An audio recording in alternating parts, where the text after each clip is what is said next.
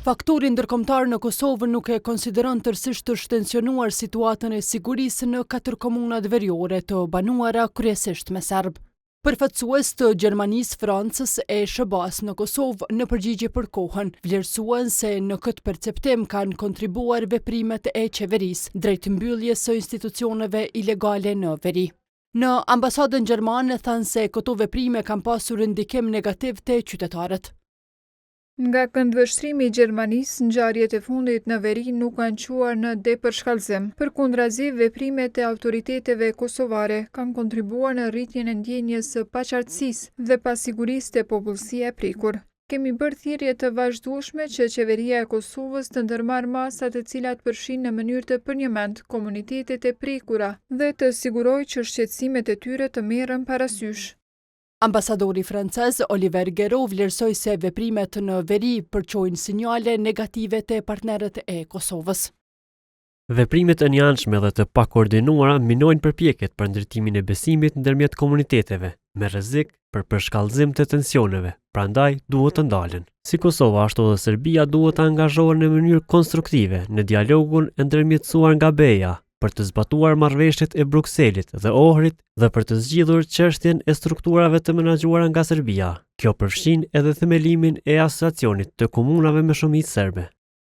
E në ambasadën amerikane vlerësuan se siguria dhe stabiliteti në Kosovë janë thelbësore për vendin dhe rajonin, teksa e përsëritën qëndrimin që statusi i institucioneve ilegale serbe të zgjidhet në kuadër të dialogut me Serbinë.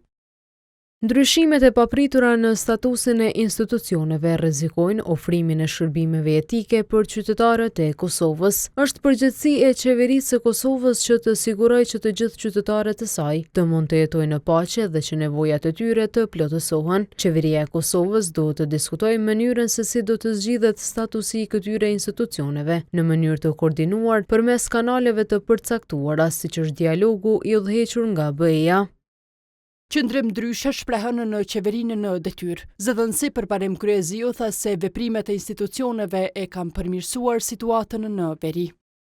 Për një kohë të gjatë në veri ka pasur një situatë jo normale, me individ, grupe e struktura që kanë cenuar kushtetueshmërinë e vendit dhe sigurinë e qytetarëve. Në 4 komunat në veri të vendit në këta 4 vjet, sidomos në vitet e fundit, ne kemi shtuar shërbimet e ndërmarrjeve publike e agjencive shtetërore për qytetarë atje, si dhe në të njëjtën kohë kemi rritur sigurinë publike. Javëve të fundit, autoritetet ndërmarrën aksione në veri duke i vënë nën kontroll institucionet ilegale. Të martën, zyrtar të ndërmarrjes publike Iber Lepenci hynë në një objekt afër liçenit të Ujmanit, që dyshohet se përdorej nga një institucion paralel i Serbisë. E më herët nën kontroll u vënë edhe fabrika e ujit në Zubin Potok, zyra për sport, rini dhe shërbime të specializuara dhe kompania paralele e ujësillësit në Mitrovicë të Veriut, sikurse edhe ajo në Shtrpc.